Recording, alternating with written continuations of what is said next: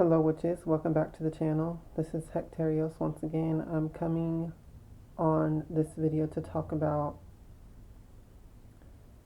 to answer a question actually, and then to just lead into a discussion from that.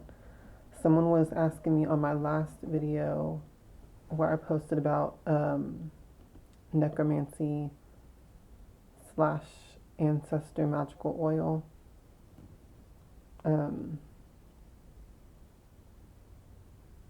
Because of all the bones I was using and the skulls that were on the altar and stuff like that. Someone named Big Time posted this question asking me, where do I get the bones and the skulls? So I did answer briefly in the comment reply, but I kind of just want to talk about that in general, just for everyone to know. So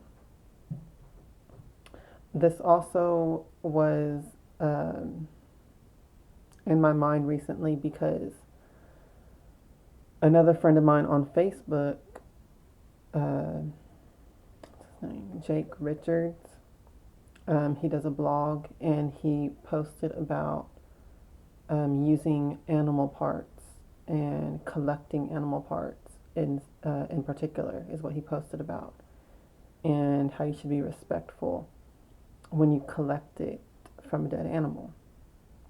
So I wanted to go ahead. I already told y'all in my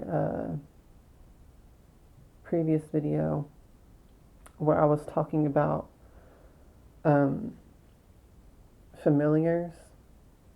I had mentioned I was going to later talk about working with animal spirits in general, or I had asked y'all if you want me to talk about that in an upcoming video. So a lot of people said they do want me to talk about it, so I will talk about working with animal spirits, how I do it in that more shamanistic way. But in the topic of this video, I just want to talk about the aspect of collecting bones and animal parts in general, and in particular. So I'll cover the other aspect of working with animal spirits in another video. So when it comes to collecting animal parts and bones, I like to typically gather them myself in nature rather than purchasing bones and stuff like that from other people or from a shop or something like that. I just prefer to collect it myself in nature. So over the years, one of the places that I have collected a lot of bones, I'm sorry, I keep saying so I'm going to try to stop saying. One of the places that I have come to really be drawn to when it comes to collecting bones and animal parts is railroad tracks. It's a really good place to go. Now, of course, you want to be safe about it and stuff like that when you're on the railroad tracks or when you're nearby it. But it's a good place to look for bones because it is what it is. But unfortunately, a lot of animals randomly do happen to get hit by the trains when they come through there. So you can like walk down the tracks near a wooded area. You're gonna have to really make an adventure of this, but like you're not gonna just typically find bones right near the railroad crossing where there's a street meeting the railroad. But if you were to walk down the railroad tracks further from the streets where it goes into woods or something like that, you will probably eventually find some bones. And you'll have to like check frequently or every now and then, however you want to do it. But Where I live, there's a railroad track going through town, of course, and there is several places where the tracks go through wooded areas. And so I just sometimes go visit there and walk a little bit down the track, and I find bones a lot. Sometimes you can find fresh dead animals, and there's all kinds of different animals that get hit by the train. I have found a cow. Believe it or not, I have found a complete cow. Coyotes, dogs, possums, raccoons.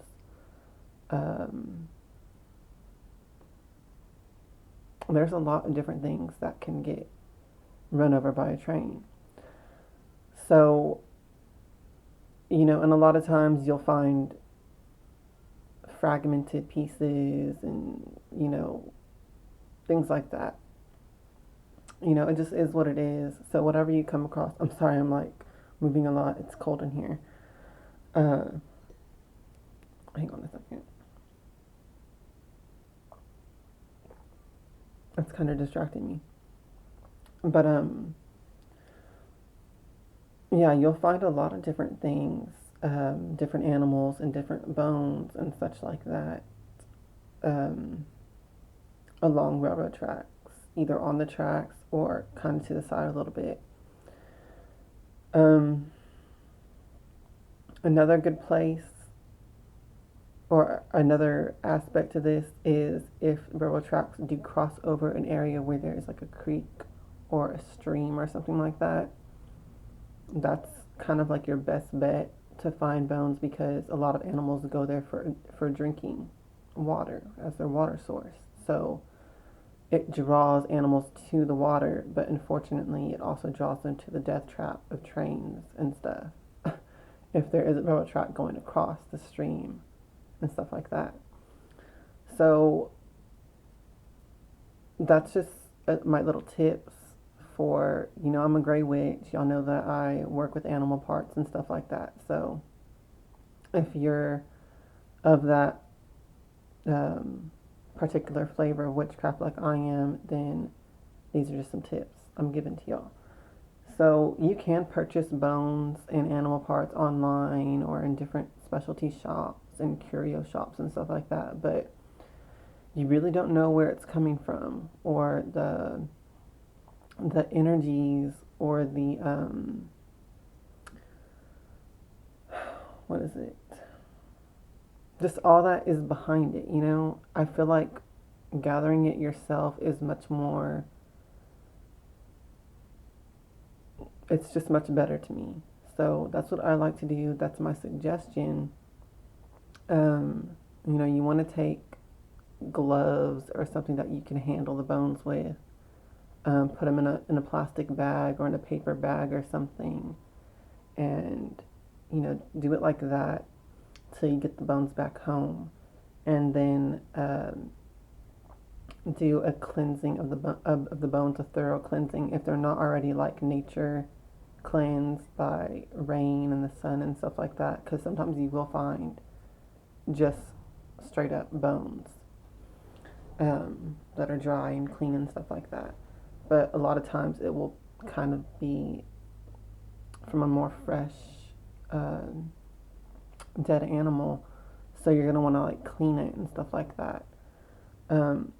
What I do is I take like this huge bowl that I have specifically for this purpose. I don't use it for anything else. And I thoroughly cleanse the different bones and stuff like that. I like soak them in really hot water with peroxide added into it.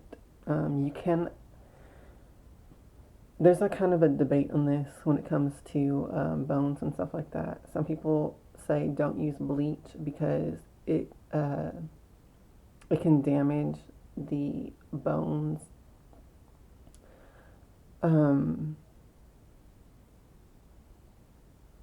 I don't really know if that's true or not, but I have cleaned bones with bleach before that has been diluted with hot water. So I just add a very small bit of bleach into like a huge bowl of hot water, um, and just soak them long enough to like thoroughly scrub them with like a little scrubber. Um, and for like the smaller, more delicate bones, I use like an old toothbrush to scrub it. Um, and then I will immediately take them out of that diluted bleach water and rinse them and rinse them and rinse them, and then I soak them in a spiritual cleanse, um, with water and salt. Sometimes I put different herbs in there. I like putting rosemary mainly, just because the energy of rosemary brings in good spirits. But you could use different herbs, whatever you feel like you want to use. Wormwood would be good. That was almost a tongue twister. Um, but you can use whatever you want. Uh, so I will soak them in that spiritual cleansing, of course, and just say my intentions over it. Um, Let me backtrack though, because whenever you're collecting the bones from nature, whether it be from a railroad track like I suggested, or just you just randomly come upon it in nature somewhere, you can find bones in the woods and stuff like that too. Um, a lot of times I will. This is just how magic works for me. I don't know how it works for everyone else, but for me, it's like a lot of times I will want something in particular. Because a lot of the times I pass along my ritual relics. Certain ones I will not pass along to anyone, but certain ones I will pass along, like when it comes to skulls and stuff like that. Sometimes I will sell my skulls.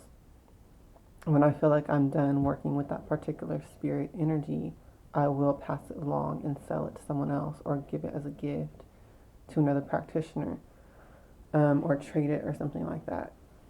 But so a lot of times I will come to a point where I desire a different kind of a skull to work with, or a different animal spirit to work with, in that way, with its skull or bones or something that I collect. So I will come to that point where I know I want it, and then I will go out in nature. Like I said, I will go out looking on railroad tracks or looking in the woods or something like that, and I will somehow come upon it. It's like the universe is answering my desire for that. So, that's how it works for me. And when I do get the part that I'm wanting, or the skull or something like that, I do consider it as a sacred thing, and I do try to be ethical, in the regard of honoring the spirit. So this is actually what I wanted to also touch upon in this video, because of the discussion, and the blog post from Jake Richards.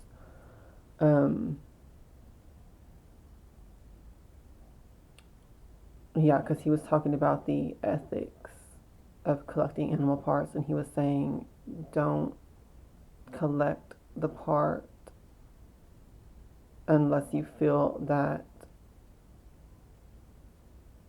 the spirit has given you permission, or unless you ask for permission from the spirit of the animal, don't collect its parts. So I feel that,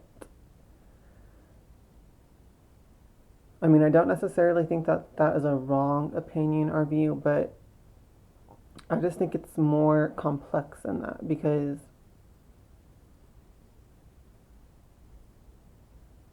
how I tend to do it is I will just collect the part that I need, and then I will honor the spirit and give it offerings and pay my respects to it in that way.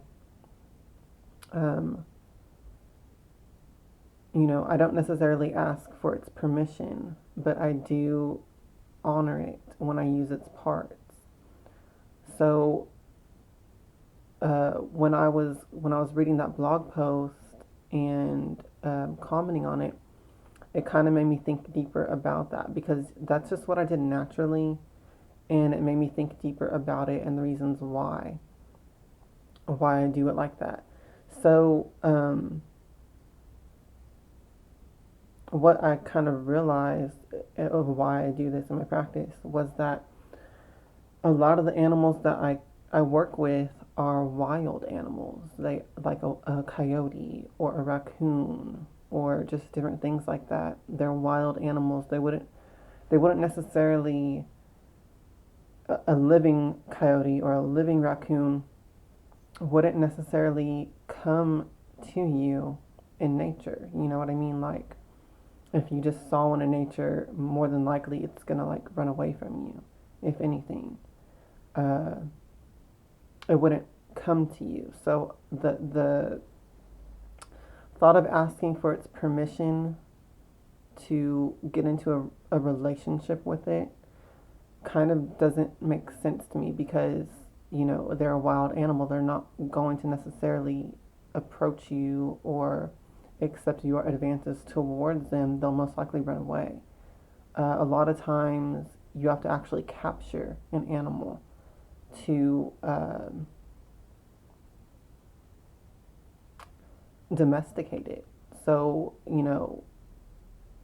I think about a horse. Okay, they catch horses, wild horses, and then they break them in and train them. Okay, so the relationship is kind of forced in the beginning, and over time then it develops into a bond.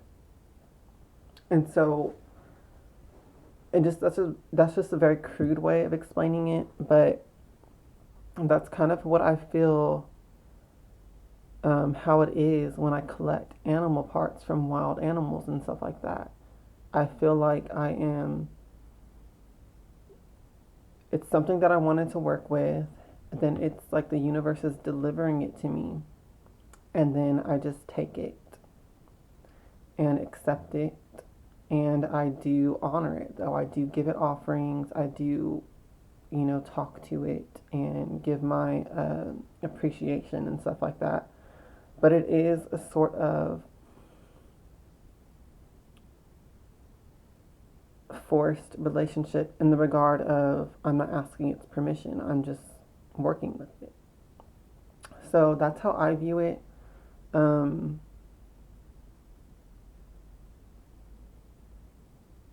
Maybe it would be different for other people. Like if it didn't manifest how it does for me, like if it wasn't working like I want this animal part, and then the universe delivers it to me. Okay, if it didn't work like that, then I would probably approach it differently. But because it does work like that for me, I feel like, the universe is giving me this part that I wanted. So in some kind of a way, I feel like that animal spirit is coming forward of its own volition in that aspect. Like I put the call out to the universe just by coming to that decision that I want to work with that spirit. And then that animal spirit answers to my call. That's pretty much how I view it. So I don't really ask for permission in the moment when I'm collecting the part. I feel like that's already kind of established, and I also feel like it is a wild animal, so I have to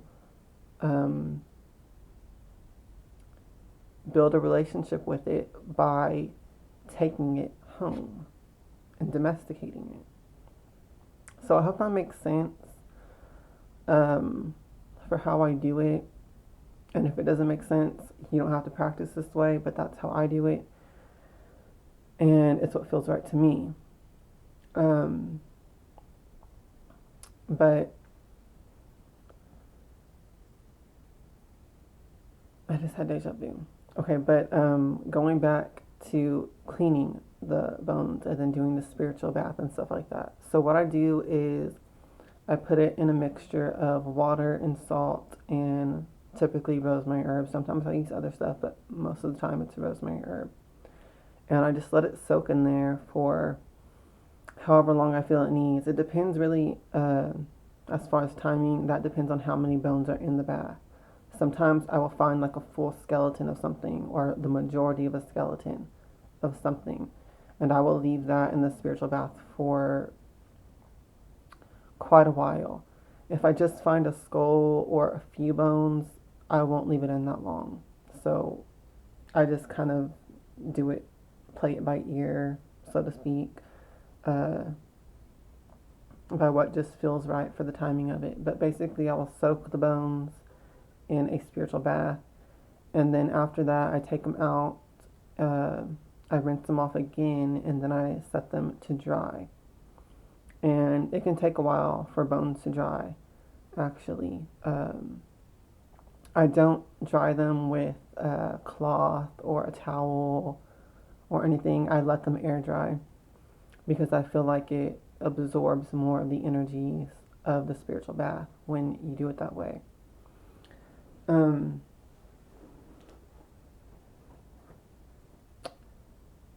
So that's what I do.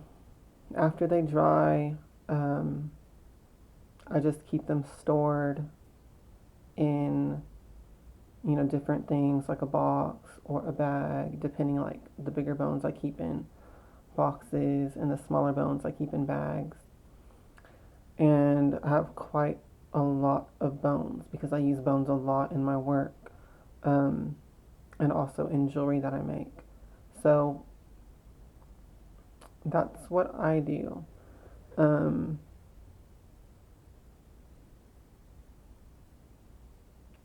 Most of the time, when I'm talking about working with the spirit of an animal, I do utilize the skull for that. When I'm working with the spirit of the animal in a very focused and conscious way, like if I want this animal to be a familiar, a spirit familiar, or a spirit servitor, I will want the skull for that. If I'm making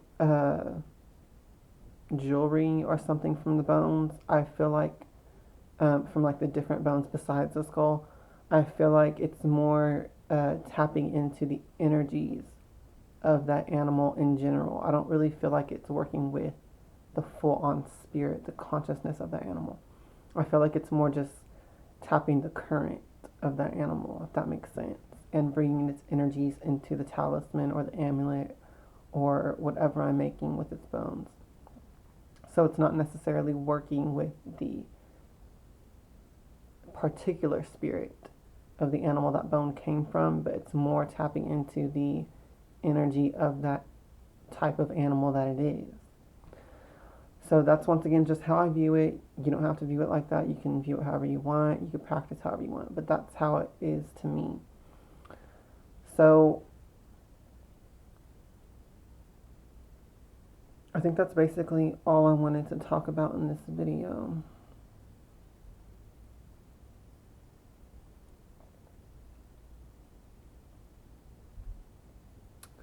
Let me think for a minute if there's anything else I need to add.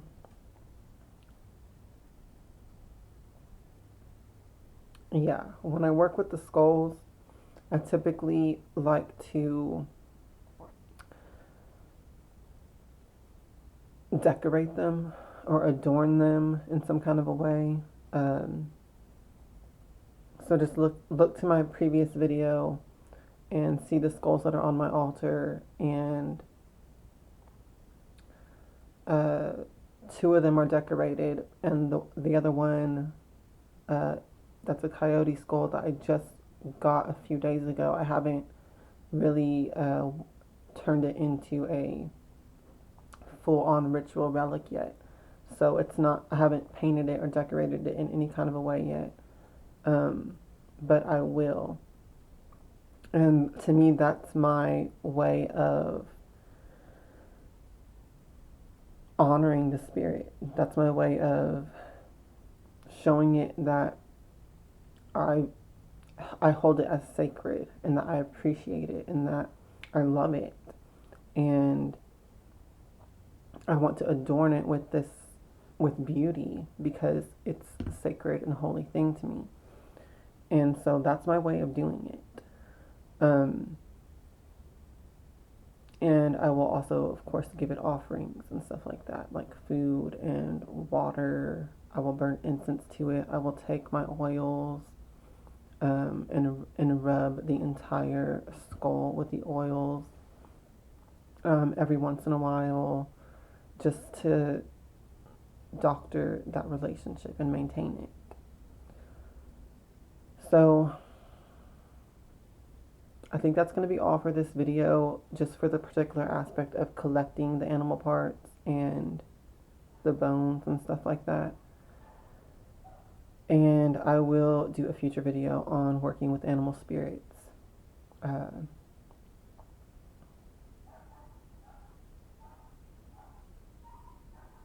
don't know if y'all could hear that dog barking, but I was gonna say working with animal spirits as far as more